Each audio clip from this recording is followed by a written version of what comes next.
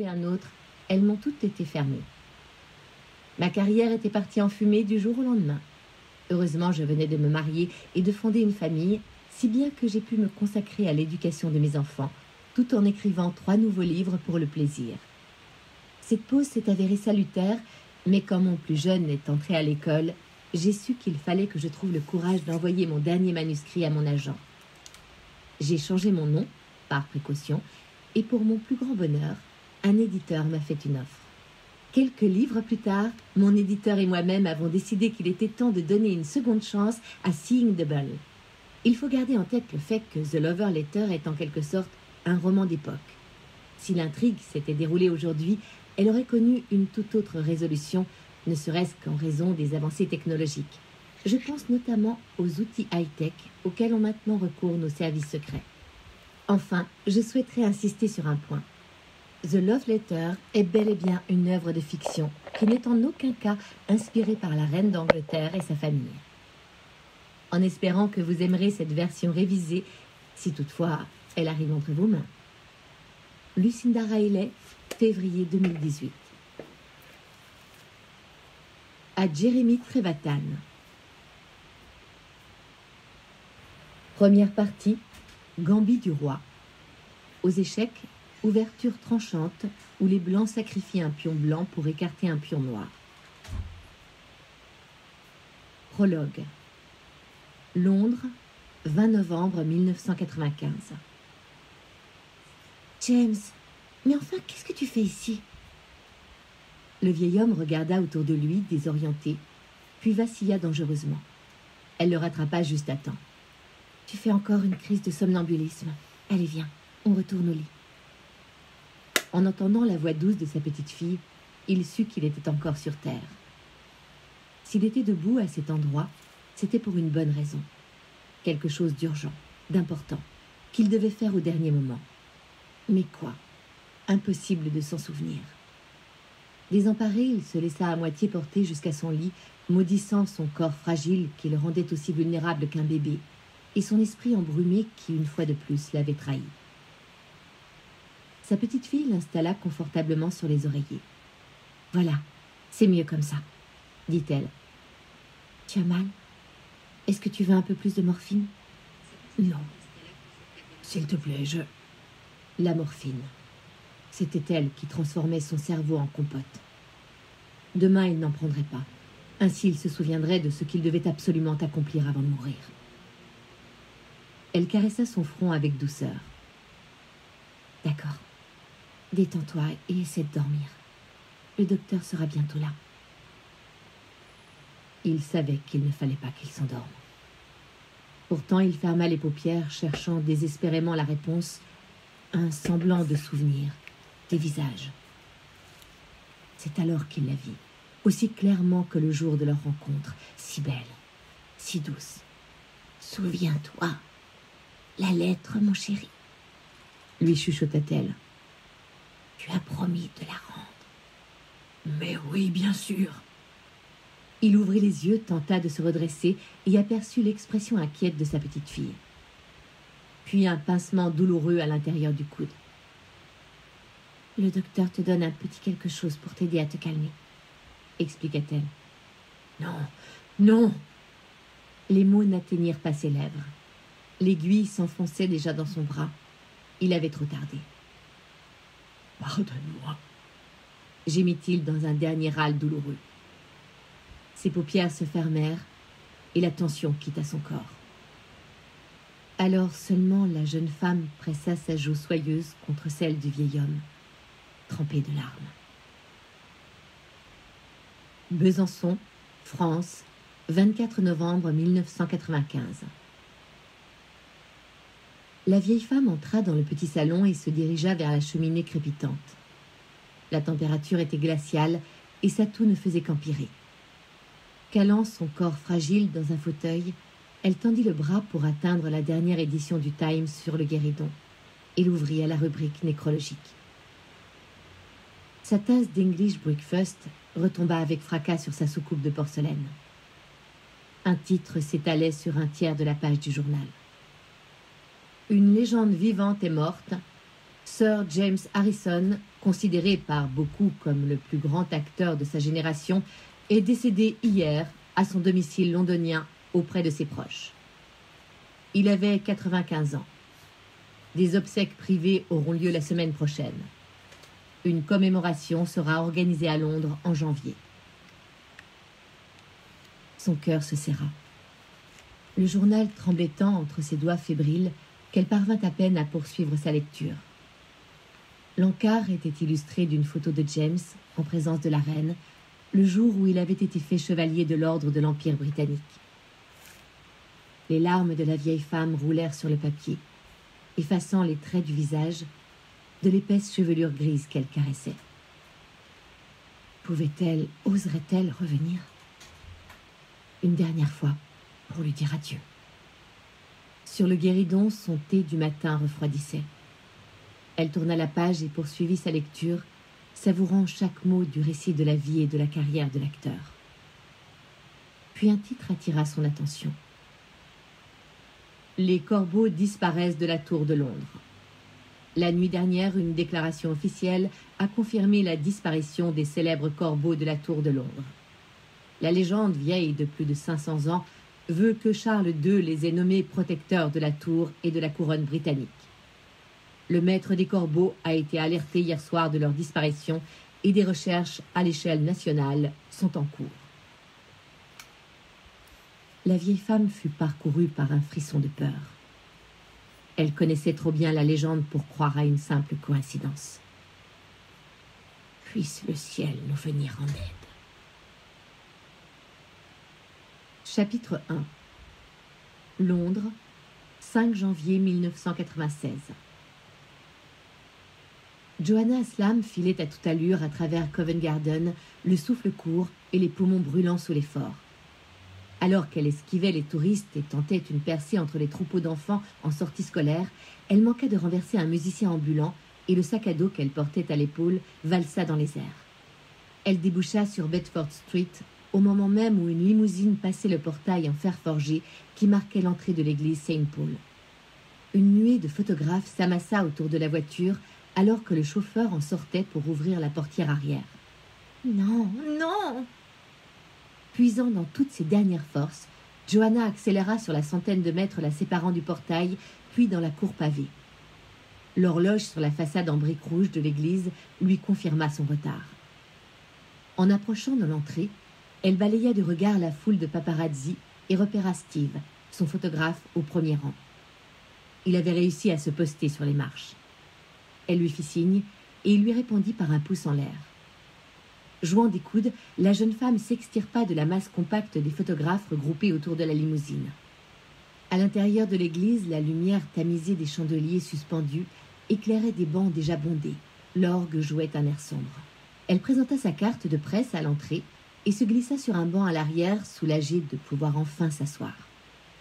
Ses épaules se soulevaient au rythme de sa respiration saccadée, alors qu'elle farfouillait dans son sac à dos en quête d'un carnet et d'un stylo.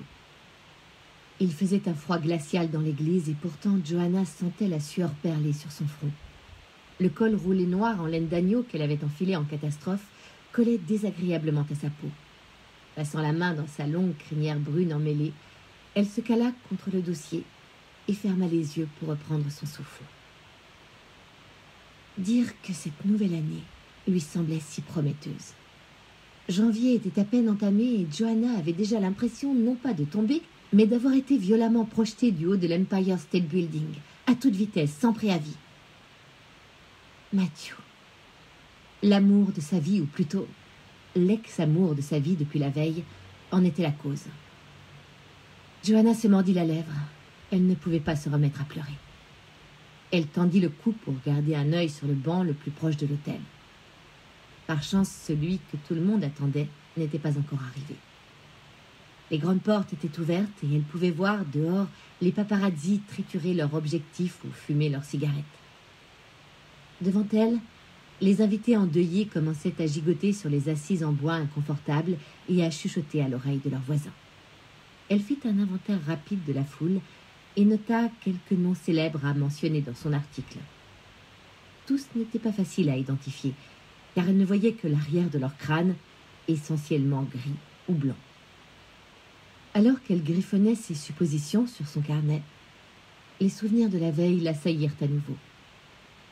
Dans l'après-midi, Matthew avait sonné à la porte de son appartement de Crouch End à l'improviste. Après avoir passé Noël et le réveillon du Nouvel An ensemble, ils avaient décidé de s'accorder quelques jours au calme dans leur appartement respectif avant de reprendre le travail. Pour Joanna, la fin des vacances avait malheureusement été gâchée par le plus gros rhume qu'elle ait eu depuis bien des années. C'était ainsi qu'elle s'était retrouvée à ouvrir la porte en pyjama de flanelle avec ses grosses chaussettes rayées, serrant contre elle une bouillotte Winnie l'ourson. Elle avait tout de suite su que quelque chose clochait. Il était resté dans l'embrasure de la porte, refusant d'ôter son manteau, le regard fuyant. Il l'avait alors informé qu'il avait beaucoup réfléchi. Et il ne voyait pas d'avenir pour leur relation. Peut-être valait-il mieux arrêter là. Ça fait 6 ans qu'on est ensemble, depuis qu'on a quitté l'université. Je ne sais pas, j'ai toujours pensé qu'avec le temps, je finirais par vouloir t'épouser, unir nos vies officiellement. Mais je n'en ai toujours pas envie. Triturant machinalement les gants qu'elle lui avait offerts pour Noël, il avait conclu platement « Et si je ne ressens pas ce besoin maintenant, je ne pense pas que ça arrivera un jour. » Devant son expression coupable et circonspecte, Joanna avait senti ses doigts se serrer sur la bouillotte. Elle s'était alors empressée de fouiller dans les poches de son pyjama pour en extirper un mouchoir humide. Enfin, elle l'avait regardé droit dans les yeux. « Je la connais ?» Le visage et le cou de Matthew avaient aussitôt viré au rouge et il avait balbutié « Je ne voulais pas que les choses se passent comme ça, mais ça m'est tombé dessus et je ne peux plus faire semblant. » Vraiment. En se remémorant leur réveillon ensemble, Joanna s'était dit qu'il avait pourtant été un très bon acteur. L'autre femme s'appelait Samantha. Elle travaillait dans la même agence de pub que lui, une directrice de la création, qui plus est. Leur liaison avait commencé le soir où Joanna avait raté la soirée de Noël de l'agence de Matthew, car elle faisait le pied de grue devant le domicile d'un parlementaire conservateur, empêtré dans une histoire sordide. Le mode cliché s'était mis à clignoter dans la tête de la jeune femme. Mais après tout, il y avait bien une raison pour laquelle on les appelait ainsi. Les clichés étaient des dénominateurs communs du comportement humain. « Je te jure que j'ai tout fait pour arrêter de penser à Sam, » avait continué Matthew. « J'ai réellement essayé à Noël. J'étais tellement bien avec ta famille dans le Yorkshire. Mais ensuite, je l'ai revu la semaine dernière, juste pour prendre un verre et... » Exit Joanna. Bonjour Samantha. C'était aussi simple que ça. Elle n'avait pu que le dévisager, les yeux brûlants sous le coup du choc, de la colère et de l'angoisse. Alors qu'il poursuivait « Au début, je pensais que ce n'était qu'une passade, mais maintenant, c'est une évidence. Si je ressens ces choses pour une autre femme, je ne peux tout simplement pas m'engager auprès de toi. Je sais que c'est la meilleure décision pour nous deux. » Attendait-il des remerciements pour la noblesse de son geste ? S'était-elle demandé. Pour nous deux, avait répété Joanna d'une voix plate. Puis elle avait éclaté en sanglots fiévreux et l'avait entendu marmonner à nouveau des excuses. À travers ses paupières alourdies par les larmes, elle l'avait vu s'affaler sur le fauteuil en cuir, l'air vaguement honteux. « Dehors !» avait-elle enfin croassé. « Sale menteur infidèle ! Va-t'en ! Je ne veux plus te voir !» Avec le recul, c'était son manque de conviction qui avait le plus blessé Joanna. Il n'avait même pas cherché à protester. Il s'était levé, mentionnant au passage les quelques affaires qu'il avait à récupérer chez elle, parlant de discuter calmement une fois que les choses seraient retombées, et il s'était rué vers la sortie. Joanna avait passé le reste de la journée à sangloter au téléphone avec sa mère, à octer sur la boîte vocale de son meilleur ami Simon et à tremper de larmes la fourrure de sa bouillotte Winnie l'ourson. Enfin, à coups de sirop contre la toux et de brandy, elle avait fini par s'endormir avec, pour seule consolation, le fait qu'il lui restait encore quelques jours de vacances grâce aux heures sup qu'elle avait empilées avant Noël. Mais à 9h, ce matin-là, son téléphone avait sonné. Émergeant difficilement de son coma médicamenteux, Joanna avait tendu la main vers l'appareil et prié pour y voir un appel de Matthew, dévasté et repentant. « C'est moi !» avait aboyé une voix au fort accent écossais. Joanna avait adressé un juron silencieux au plafond. « Bonjour à toi aussi. Qu'est-ce que tu veux, Alec? Je suis en repos aujourd'hui. »« Désolé, mais non. Alice, Richie et Bill sont tous les trois malades. Ton jour de congé attendra. » Avec une quinte de tout exagérée, elle avait répliqué « Bienvenue au club. Désolé, Alec, mais moi aussi, j'ai 42 fièvres. » Vois les choses de cette façon. Si tu viens au boulot aujourd'hui, tu profiteras encore plus des jours de repos qu'on te doit. « Non, vraiment, je ne peux pas. Je suis clouée au lit, je tiens à peine debout. » Dans ce cas, c'est parfait. C'est un reportage assis à l'église des acteurs de Covent Garden. La messe d'hommage à Sir James Harrison commence à 10h. Tu ne peux pas me faire ça, Alec, je t'en prie. La dernière chose dont j'ai besoin, c'est de poireauter pendant des heures dans une église pleine de courants d'air. J'ai déjà une grippe monumentale. Si tu fais ça, c'est à mes obsèques que tu vas devoir aller. Ce n'est pas négociable. Je te paie le taxi aller-retour. Tu peux rentrer directement chez toi une fois que ça sera fini et m'envoyer l'article par email. Ah, et essaie de parler à Zoé Harrison. J'ai envoyé Steve pour les photos. On devrait pouvoir faire la couverture si elle s'est pomponnée. Ok, à plus. Aussitôt l'appel terminé, Joanna s'était affalée sur son lit, enfonçant son crâne endolori dans l'oreiller. « Et merde !» Puis elle avait commandé un taxi et retourné son placard pour trouver une tenue noire appropriée. La plupart du temps, Joanna adorait son job. Elle vivait même pour lui, d'après Matthew. Mais ce matin-là, elle s'était sérieusement demandé pourquoi. Après quelques CDD dans des journaux régionaux, elle avait décroché un poste de reporter junior au Morning Mail, un des quotidiens les plus vendus du pays, et dont les bureaux se trouvaient à Londres. Néanmoins, sa position durement gagnée au bas de l'échelle ne lui permettait pas de refuser quoi que ce soit. Alec, le rédacteur en chef des actualités, ne manquait pas une occasion de lui rappeler qu'un millier de jeunes journalistes ambitieux étaient prêts à tout pour prendre sa place. Ces 6 dernières semaines à la rédaction avaient été les plus éprouvantes de sa vie. Elle ne comptait plus ses heures de travail acharnées, et Alec, tour à tour bourreau et professionnel investi, entendait bien sûr que, comme lui, elle sacrifie tout pour son métier. « J'échange pour la section lifestyle quand tu veux », avait-elle marmonné entre 2 reniflements. Puis elle avait enfilé un pull noir, pas tout à fait propre, une paire de collants en laine et une jupe noire pour cadrer avec l'occasion funeste. Le taxi était arrivé 10 minutes plus tard avant de se retrouver coincé dans un embouteillage colossal sur Charing Cross Road. Joanna avait jeté un coup d'œil à sa montre, glissé un billet de 10 livres au chauffeur et avait bondi hors du véhicule. En se précipitant dans la rue en direction de Covent Garden, le cœur battant et les bronches encombrées, elle s'était demandé si sa vie pouvait encore empirer. Joanna fut tirée de ses rêveries par la brusque interruption du brouhaha. Elle ouvrit les yeux et se tourna vers les portes alors que la famille de Sir James Harrison faisait son entrée. En tête du cortège, Charles Harrison, fils unique de Sir James, la soixantaine bien avancée et vivant à Los Angeles. Il était un réalisateur acclamé par la critique pour ses blockbusters aux nombreux effets spéciaux. La journaliste avait le vague souvenir d'un Oscar quelques années plus tôt, mais ce n'était pas le genre de film qu'elle avait l'habitude de voir. Il était accompagné par sa fille Zoé Harrison. Comme l'avait espéré Alec, la jeune femme était magnifique dans son tailleur noir à la jupe très courte qui dévoilait ses jambes interminables. Ses cheveux ramassés en un chignon élégant mettaient en valeur sa beauté classique, la parfaite rose anglaise.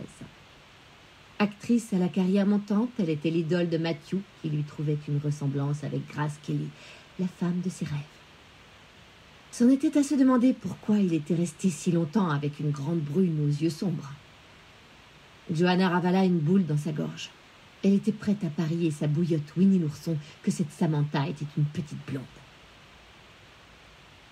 L'actrice tenait la main d'un garçon de 9 ou 10 ans, endimanché dans un petit costume cravate noire. Jamie Harrison tenait son nom de son arrière-grand-père.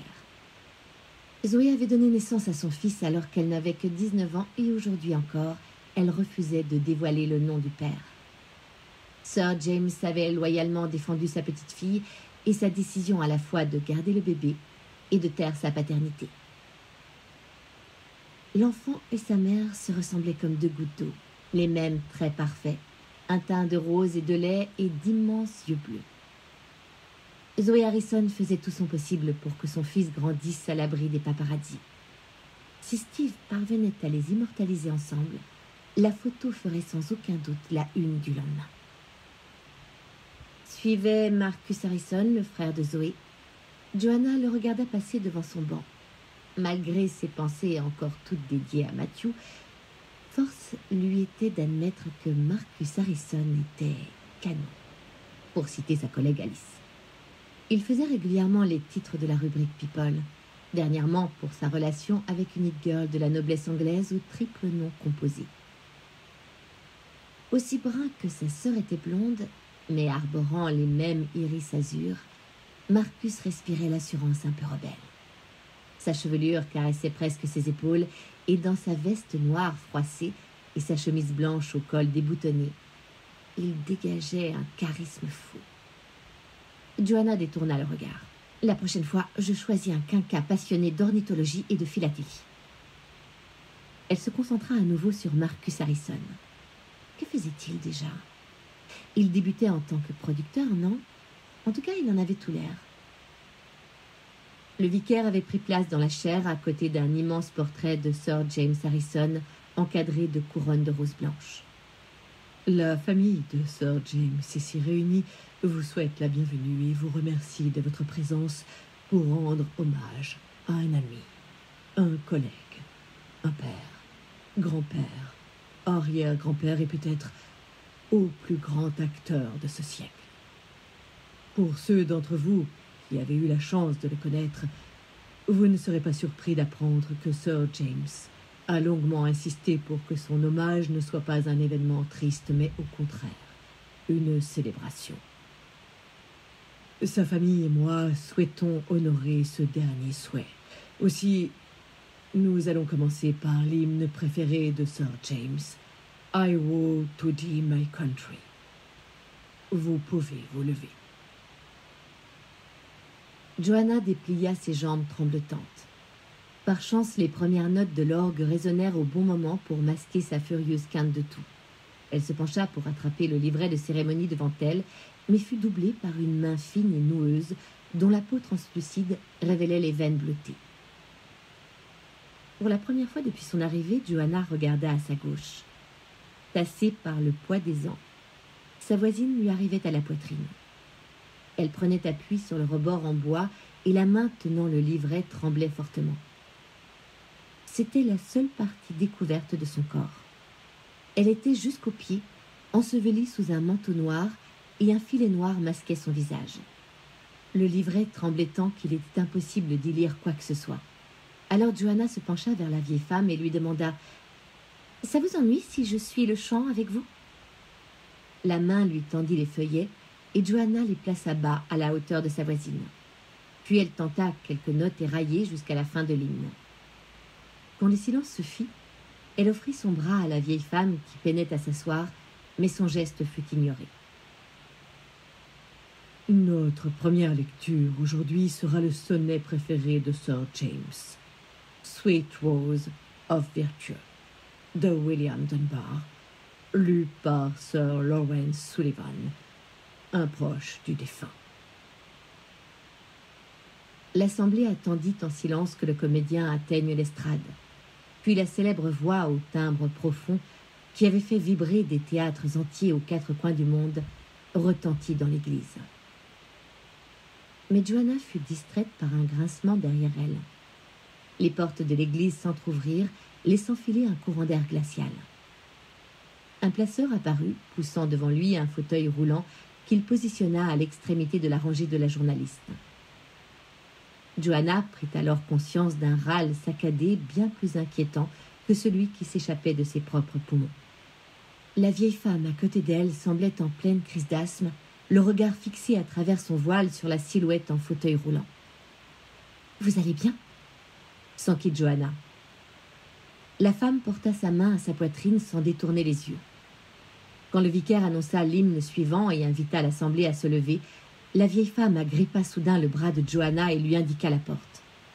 La journaliste l'aida aussitôt à se mettre debout, puis la soutenant par la taille, la porta plus qu'elle ne la guida jusqu'à l'extrémité du banc. Quand elles arrivèrent au niveau de l'homme en fauteuil roulant, la vieille femme se ratatina et se pressa contre son manteau comme une enfant apeurée. À cet instant, un regard d'acier se leva vers elle et les transperça. Joanna ne put réprimer un frisson et se détourna aussitôt. « Madame doit... Elle a besoin... de l'air » souffla la vieille femme entre deux râles. Le placeur s'empressa de conduire les deux femmes à l'extérieur où les attendait la grisaille de janvier et les escorta en bas des marches jusqu'à un banc isolé sur le parvis. Avant que Joanna n'ait pu lui demander autre chose, il disparaissait déjà dans l'église et les portes se refermèrent. La vieille femme s'affala contre elle, la respiration erratique. « Faut-il que j'appelle une ambulance? Vous ne m'avez vraiment pas l'air d'aller bien. »« Non !» protesta la vieille femme. Joanna fut surprise d'entendre une voix si déterminée s'échapper d'un corps si frêle. « Appelez un taxi. Ramenez-moi à la maison, je vous en prie. » « Je pense vraiment que vous devriez... » Les fins doigts noueux se resserrèrent sur le poignet de la journaliste. « Non, un taxi, s'il vous plaît. »« Très bien. Attendez-moi ici. » Joanna sortit en courant sur Bedford Street et elle a un taxi qui passait par là. Le chauffeur sortit galamment du véhicule noir et accompagna Joanna jusqu'à la vieille femme pour l'aider à l'installer à l'arrière de la voiture. « Elle va bien ?» demanda le chauffeur à Joanna. « Elle respire un peu fort, vous ne trouvez pas? Faut l'emmener à l'hôpital. » Elle veut qu'on la ramène chez elle. Joanna se pencha vers la vieille femme. « Madame, vous avez une adresse à nous donner ?» Les efforts qu'elle avait dû fournir pour monter à l'arrière de la voiture semblaient avoir été trop éprouvants pour elle et sa respiration entrecoupée ne lui permettait plus de parler. L'homme secoua la tête. « Navré, je ne l'emmène nulle part dans cet état, pas toute seule. Je ne veux pas me retrouver avec une morte sur les bras. Je la prends que si vous venez aussi, comme ça, s'il y a un problème, c'est votre responsabilité, pas la mienne. »« Mais je ne la connais pas. Enfin, je veux dire, je travaille, moi. Je devrais être dans l'église en ce moment. » Le chauffeur se tourna vers la vieille femme. « Désolé, madame. Il va falloir descendre. » La femme souleva son voile et planta son regard bleu terrifié dans celui de Joanna. « S'il vous plaît, » articula-t-elle. « D'accord, d'accord. » Joanna poussa un soupir résigné et grimpa à l'arrière du taxi. « On va où ?» demanda-t-elle gentiment. « Mary. Mary. » « Non, je vous demande où on va. »« Mary. » Vous voulez dire Marylebone, madame ?» interrogea le chauffeur. La femme hocha la tête avec un soulagement manifeste. « Très bien, madame, on y va. » La vieille femme jeta un regard anxieux par la vitre alors que le taxi s'éloignait dans la rue. Sa respiration finit par se calmer. Elle posa la tête contre le cuir noir du siège et ferma les yeux. Joanna soupira. Cette journée ne faisait qu'empirer. Alec allait la crucifier s'il apprenait qu'elle était partie plus tôt. L'histoire de la petite vieille malade n'allait certainement pas l'amadouer. Aux yeux du responsable des actualités, les petites vieilles n'avaient d'intérêt que si on les retrouvait battues à mort par un skinhead qui en voulait à leur porte-monnaie. « On est presque arrivé à Marylebone. Où faut-il aller précisément ?» demanda le chauffeur. « Au 19 Marylebone High Street, » répondit une voix ferme et claire. Surprise, Joanna se tourna vers la vieille femme. « Vous vous sentez mieux ?»« Oui, merci. Je suis confuse de tout ce dérangement. Vous devriez descendre ici.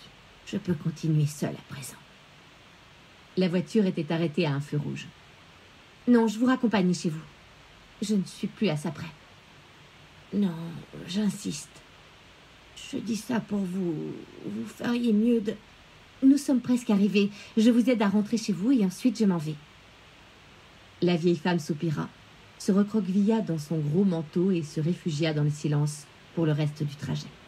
« Madame, on est arrivé. » Quand le chauffeur ouvrit la portière, le soulagement de voir sa passagère encore vivante était inscrit sur son visage. « Tenez. » Elle lui fourra un billet de 50 livres dans la main. « J'ai bien peur de ne pas avoir la monnaie pour cette somme. » dit-il en l'aidant à sortir sur le trottoir. Il la maintint le temps que Joanna les rejoigne. Elle tendit au chauffeur un billet de 20 livres. « Si vous voulez bien m'attendre, je reviens dans une seconde. » La vieille femme s'était dégagée de sa prise et vacillait déjà en direction d'une porte située juste à côté d'un marchand de journaux. Joanna la suivit, et voyant que les fins doigts tremblants peinaient à insérer la clé dans la serrure, elle proposa « Vous permettez ?»« Merci. » Une fois la porte ouverte, la vieille femme se précipita à l'intérieur. « Entrez, vite !» intima-t-elle. La mission de Joanna était accomplie et elle devait impérativement retourner à l'église, mais elle céda et entra avec réticence. Immédiatement, la femme claqua la porte d'entrée. « Suivez-moi !» Elle se dirigea vers une porte à gauche du couloir étroit. Une clé tinta contre le loquet et la femme fut avalée dans l'obscurité. « La lumière est juste derrière vous à droite, » indiqua-t-elle. Joanna tâtonna le long du mur, actionna l'interrupteur et découvrit alors une petite entrée imprégnée d'humidité. Il y avait 3 portes devant elle et un escalier à sa droite.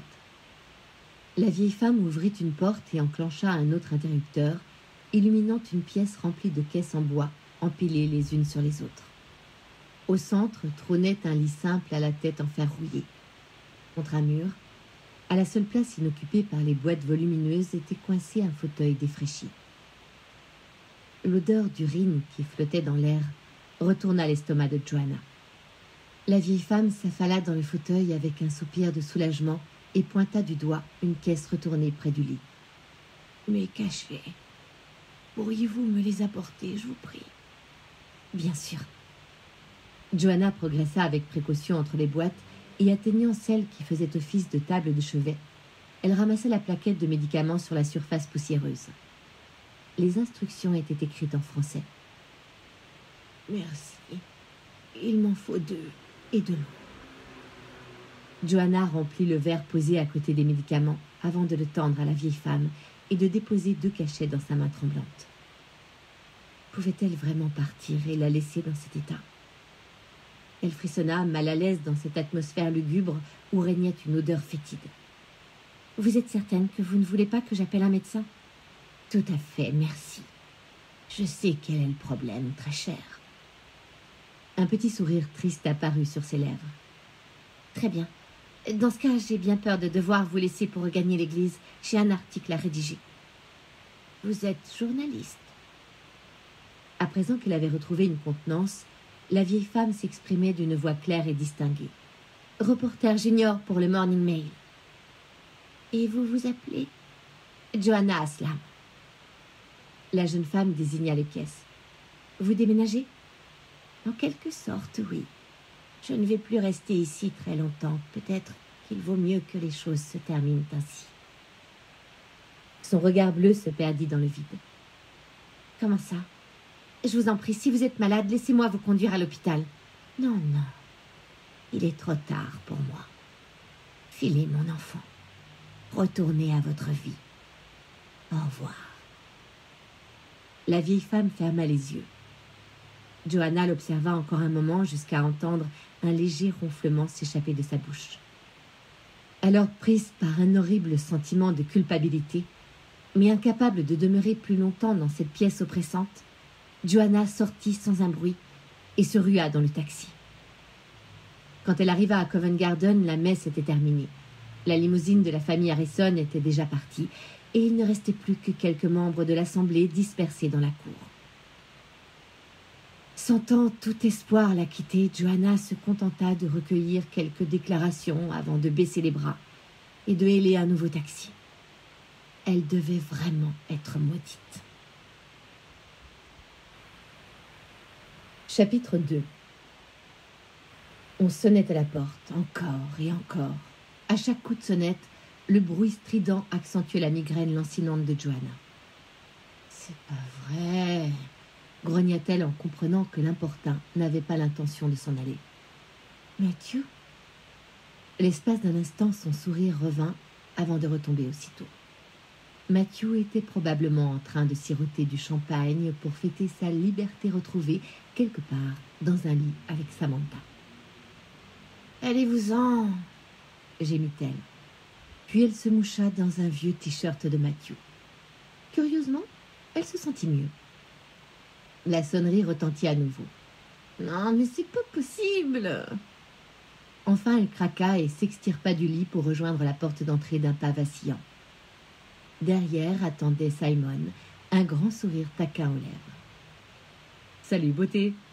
Tu as une tête abominable. »« Sympa, » marmonna-t-elle en s'appuyant contre le chambranle.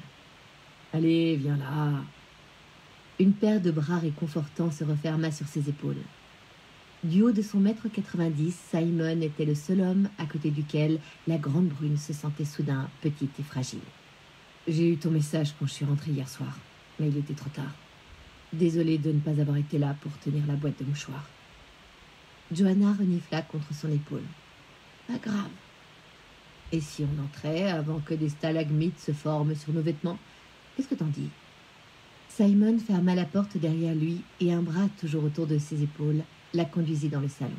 « Oula, il gèle ici. » Désolée. J'ai passé l'après-midi au lit. J'ai le rhume du siècle. « Chochotte, » répliqua-t-il pour la taquiner. « Allez, viens t'asseoir ici. » Simon déblaya les vieux journaux, les piles de livres et une collection de gobelets de nouilles instantanées pour lui faire de la place. Johanna s'effondra sur le canapé inconfortable qu'elle détestait. Elle ne l'avait acheté que parce que Matthew adorait cette couleur citron vert et elle regrettait son choix depuis car il s'installait toujours sur le fauteuil en cuir de sa grand-mère. Quel crétin ingrat! Ça ne va pas fort, on dirait, commenta Simon. Pas vraiment. Comme si me faire larguer ne suffisait pas, Alec m'a envoyé en reportage ce matin pour couvrir une messe commémorative. J'étais censée être en vacances. Tout ça pour finir sur Marylebone High Street avec une petite vieille bizarre qui vit dans une chambre pleine de caisses en bois. Quelle journée! Dire que le temps fort de la mienne a été quand la vendeuse s'est plantée de sauce pour mon sandwich. Voyant que ses efforts ne parvenaient pas à arracher un sourire à son ami, Simon s'assit à côté d'elle et prit ses mains dans les siennes. « Joe, je suis désolée, vraiment. » « Merci. » « Tu penses que c'est terminé pour de bon avec Matthew ou c'est juste une petite déviation sur la route du bonheur conjugal? » ?»« C'est fini. Il en a trouvé une autre. » »« Tu veux que j'aille lui mettre une bonne raclée pour te remonter le moral? » ?»« Pour être honnête, oui. Mais je ne suis pas sûre que ça m'aiderait vraiment. » Elle essuya vigoureusement les larmes sur ses joues avant de reprendre. « Le pire, c'est que dans ce genre de situation, tu es censé rester digne. Si quelqu'un te demande comment tu vas, il faut forcément sourire et répondre « Tout va bien, merci. De toute façon, je m'en fichais et cette rupture est la meilleure chose qui me soit arrivée. J'ai tellement plus de temps pour moi maintenant. Je vois beaucoup plus mes amis et je me suis inscrite à des cours de vannerie. Mais tout ça, c'est que des conneries. Je ramperais sur des charbons ardents si ça pouvait faire revenir Matthew. Tout ce que je veux, c'est que notre vie redevienne comme avant. » En larmes, elle hoqueta. Je l'aime. J'ai besoin de lui. C'est mon homme, le mien. C'est avec moi qu'il devrait être. Simon la prit dans ses bras. Il lui caressa doucement les cheveux et l'écouta déverser tout son choc, sa douleur et sa confusion. Quand elle eut pleuré toutes les larmes de son corps, il desserra son étreinte et se leva. « Je vais aller nous préparer du thé. Pendant ce temps-là, fais-nous un bon petit feu. » Johanna alluma la cheminée au gaz et suivit Simon dans la petite cuisine. Elle s'effondra aussitôt sur une chaise devant la petite table en formica qui avait vu tant de brunch le dimanche matin et des dîners aux chandelles avec Matthew. Tandis que l'eau chauffait, Johanna laissa son regard s'égarer sur les pots en verre, soigneusement alignés sur le plan de travail. « J'ai toujours détesté les tomates séchées, » décréta-t-elle. Mais Matthew adorait ça. Dans ce cas, Simon s'empara du bocal rempli des malheureuses tomates et le laissa tomber dans la poubelle. Finalement, dit-il, il y a un point positif dans toute cette histoire. À vrai dire, maintenant que j'y pense, il y a beaucoup de choses que je faisais semblant d'aimer pour Matthew. Les coudes sur la table, Johanna posa son menton sur ses mains. Comme passer mes dimanches au ciné-lumière pour voir des films d'art et d'essais sous-titrés, alors que j'aurais largement préféré rester sur mon canapé pour rattraper mon retard en feuilleton télé. La musique, ça aussi c'était quelque chose. Bien sûr que j'aime le classique, à petite dose. Mais je ne pouvais jamais écouter mes albums d'ABBA ou de Texas. Ça m'embête de dire ça, mais sur ce point, je suis de l'avis de Matthew. Pouffa Simon avant de reprendre. Plus sérieusement, j'ai toujours pensé qu'il jouait au plus snob. Tu as tellement raison, soupira Joanna. Je n'étais pas assez bien pour lui. Pourtant, je ne peux pas changer ce que je suis. Classe moyenne, banale, juste une fille ennuyeuse débarquée du Yorkshire. Je te jure que s'il y a bien un truc que tu n'es pas, c'est banal, ni ennuyeuse. Honnête peut-être, pragmatique, oui, mais ce ne sont que des qualités. Tiens. Il lui tendit une tasse de thé. Allons nous dégeler devant la cheminée. Joanna s'installa par terre devant l'âtre et les mains serrées sur sa tasse chaude se blottit contre Simon. Je pensais en avoir fini avec le célibat. Rien que l'idée de recommencer les premiers rendez-vous me donne des frissons. J'ai 27 ans. Je suis trop vieille pour reprendre à zéro. T'as raison. Tu es quasiment à la retraite. Je sens pratiquement la mort arriver là. Joanna lui donna une petite claque sur le mollet. Ne te moque pas de moi. Il va me falloir des siècles pour réapprendre à être seule. Le problème des humains, c'est qu'on a trop peur du changement. Je suis convaincue que c'est pour ça que tant de couples malheureux restent ensemble, alors que chacun se porterait bien mieux sans l'autre. C'est probablement vrai. Regarde, ça fait des années que je me force à manger des tomates séchées. D'ailleurs, en parlant de couple, t'as des nouvelles de Sarah ? Elle m'a envoyé une carte postale de Wellington la semaine dernière. Apparemment, elle prend des cours de voile. Bref, elle revient de Nouvelle-Zélande en février, alors il ne reste plus que quelques semaines avant les retrouvailles. Joanna lui adressa un sourire attendri. Je n'arrive toujours pas à croire que tu aies accepté de l'attendre 1 an. Loin des yeux, loin du cœur, c'est ça ? Je me dis que si en rentrant, elle veut toujours être avec moi, on saura tous les deux qu'on est fait pour être ensemble sur le long terme. Ne te fais pas trop d'illusions non plus. Moi aussi, je pensais que Matthew et moi en étaient faits pour être ensemble. Merci pour ces mots aussi réconfortants, répliqua Simon. Allez, haut les cœurs. Tu as ta carrière, un super appart, et moi. T'es une battante, Joe. Tu vas t'en sortir, tu vas voir. Ça, c'est en supposant que j'ai encore un job. L'article que j'ai rendu sur l'hommage à Sir James Harrison ne vaut rien. Entre ça, Matthew, mon rhume abominable et la vieille folle dingue. Tu dis qu'elle vit dans une chambre pleine de caisses en bois. Tu es sûre que tu n'as pas halluciné ? Non. Elle m'a même dit que ça ne valait pas la peine de les vider pour le peu de temps qui lui reste. Ou un truc du genre. Joanna se mordit la lèvre. Oh, et ça sentait le pipi chez elle. Tu penses que c'est ce qui nous attend avec l'âge ? Franchement, c'était déprimant. En voyant cette chambre, je me dis que si c'est tout ce que la vie nous réserve, à quoi bon se battre ? C'est probablement une de ces vieilles excentriques qui vivent dans une décharge et gardent des millions de livres à la banque, ou cachés dans une caisse en bois. Tu aurais dû vérifier. Elle allait très bien jusqu'à l'arrivée d'un homme en fauteuil roulant. Elle a totalement paniqué en voyant. Probablement son ex-mari. Peut-être que ce sont ses millions à lui, plaisanta Simon. Bon, ma puce, je vais devoir te laisser. J'ai encore du boulot pour demain. Joanna le raccompagna à la porte et déposa un baiser sur sa joue quand il la prit dans ses bras. Merci pour tout, dit-elle. Quand tu veux. Je serai toujours là si tu as besoin de moi. Je t'appelle du bureau demain. À plus. Bonne nuit. Joanna ferma la porte derrière lui, l'esprit plus léger. Simon savait toujours lui remonter le moral. Ils avaient grandi dans des fermes voisines du Yorkshire et ils étaient amis depuis toujours. Leurs quelques années d'écart n'avaient pas eu grande importance. Dans un village si isolé, Joanna, enfant unique et garçon manqué, avait été ravie de trouver en Simon un camarade de jeu. Il lui avait appris à grimper aux arbres et à jouer au foot et au cricket. Pendant les longues vacances d'été, les deux complices partaient en poney dans les Landes, jouant pendant des heures aux cow-boys et aux Indiens. C'était le seul moment où ils se disputaient, car Simon exigeait systématiquement et injustement qu'ils survivent et qu'elle meure. « C'est mon jeu, mes règles !» insistait-il avec autorité sous son chapeau de cow-boy trop grand. Et à chaque course-poursuite dans les hautes herbes des plaines du Yorkshire, il ne manquait jamais de l'attraper en se jetant sur elle pour la plaquer au sol. « Dans 2 secondes, tu es morte !» criait-il en pointant sur elle son pistolet en plastique. Alors elle titubait, s'effondrait dans l'herbe et roulait sur elle-même pour feindre l'agonie. À 13 ans, Simon fut envoyé en internat et les deux compères se voyaient moins souvent. Leur amitié reprenait de plus belle chaque été, mais tous les deux commencèrent naturellement à se faire d'autres amis. Le jour où Simon fut admis à l'université de Cambridge, ils le fêtèrent ensemble, avec une bouteille de champagne dans les Landes. Ils firent de même quand Joanna fut acceptée en lettres à l'université de Durham. C'est là que leurs chemins se séparèrent complètement. Simon rencontra Sarah à Cambridge, et Joanna tomba amoureuse de Matthew lors de sa dernière année à Durham.